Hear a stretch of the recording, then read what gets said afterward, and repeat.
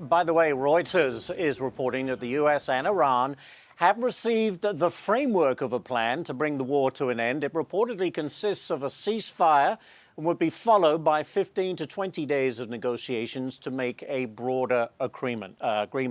Former CIA Station Chief Dan Hoffman joins us this morning.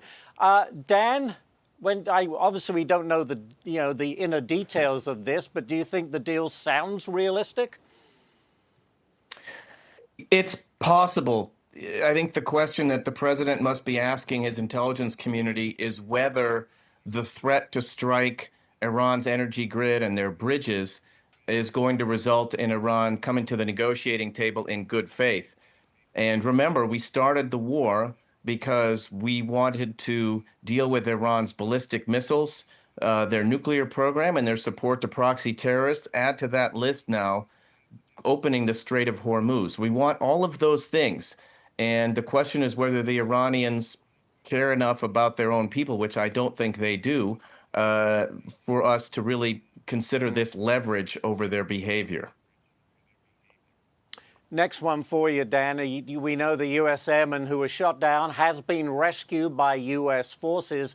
The CIA played a big role in that rescue mission. Tell us about the plan, or the deception plan, I guess it should be called, by the CIA. How did that go down?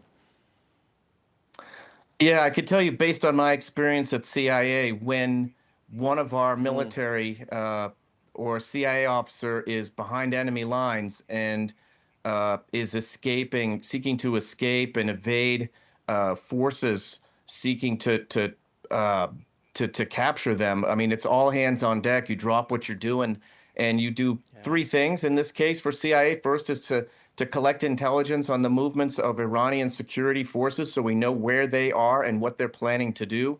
Second is to find and fix the location of the airmen. And the third thing was to run that exquisite deception operation. Reportedly, the CIA convinced the Iranians, or at least some elements of their security and military forces, that we were already conducting the exfiltration by sea, when in fact we were in the process of making contact with the airmen. If you go back in history, look at the Normandy invasion.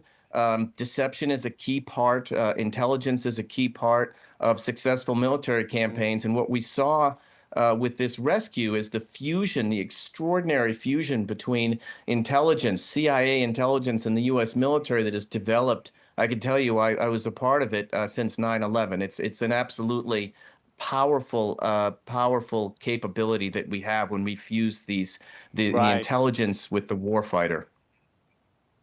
And what a success, got him out. All right, I want to get to this one quickly, Dan. A former CIA operative told the Financial Times that regime change in Iran is much harder than America thinks. But the administration says regime change has already happened. What's your take?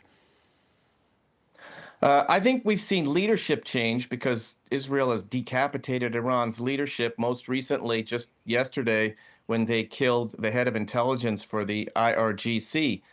But we haven't necessarily seen a change in the regime or a change in the regime's behavior. The regime carries on its fight, and the leader of the regime, at least for now, the Ayatollah Mojtaba Khamenei, is very much aligned with the IRGC. They're the ones in control of Iran, not any other force, protesters, for example. It's Iran's military and security forces that are defiantly refusing to negotiate with us in good faith and in forcing the president to consider ever more harsh measures. Yeah. Well, we'll see how this plays out. But Dan Hoffman, thank you, sir, for joining us and sharing your expertise. We always appreciate it. Thank you.